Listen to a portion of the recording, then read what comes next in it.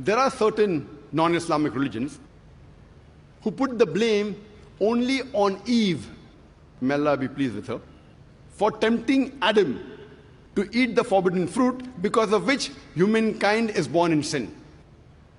And when you read the Bible, Genesis chapter number 3, it says that Eve, may Allah be pleased with her, was responsible for tempting Adam to eat the forbidden fruit, because of which humankind is born in sin. There is not a single verse in the Quran which puts the blame only on Eve, may Allah be pleased with her. The blame is put equally on both of them, on Adam as well as on Eve. May peace be upon them. And if you read the Quran, it's mentioned in Surah Araf, chapter number 7, verse number 19 to 27. Adam and Eve, peace be upon them, they are addressed a dozen of times. It's mentioned there that both of them, they made a mistake. Both of them repented and both were forgiven. The blame is put equally on both of them. There is not a single verse of the Quran which puts the blame on Eve alone exclusively. But there is a verse in the Quran, in Surah Taha, chapter number 20, verse number 121, which says that Adam, peace be upon him, he disobeyed God. But there's no verse exclusively saying that Eve was responsible, peace be upon her.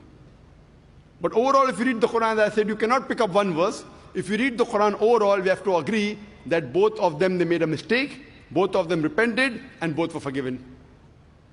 Further, when you read the Bible, in the book of Genesis, chapter number 3, verse number 16, it says, Almighty God says, He says to the woman, that I will multiply your conception, and you will give birth in pain and sorrow.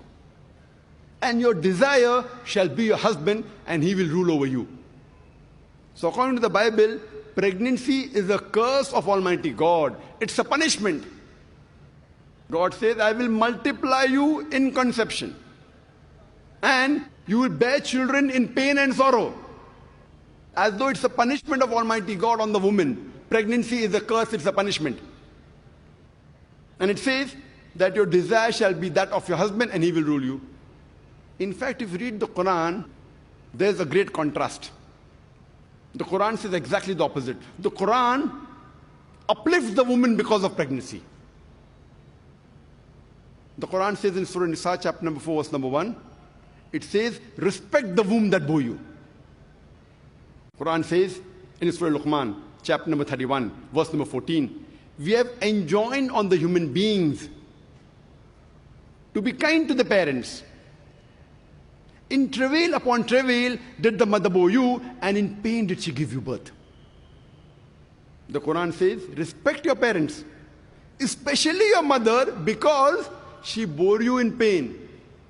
In trouble upon trouble did she bore you, and in pain she give you birth.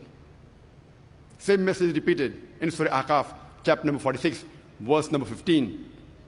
وَوَصَّيَّنَا الْإِنسَانَ بِوَالِدَيْهِ إِحْسَانًا. We have enjoined on the human beings to be good to the parents. In pain did she bore you, and in pain did she give you birth. That means, because of the pains that the mother bears, and the pain she takes while giving you birth, the Quran says you have to respect her. It uplifts the woman. Pregnancy uplifts the woman, does not degrade her.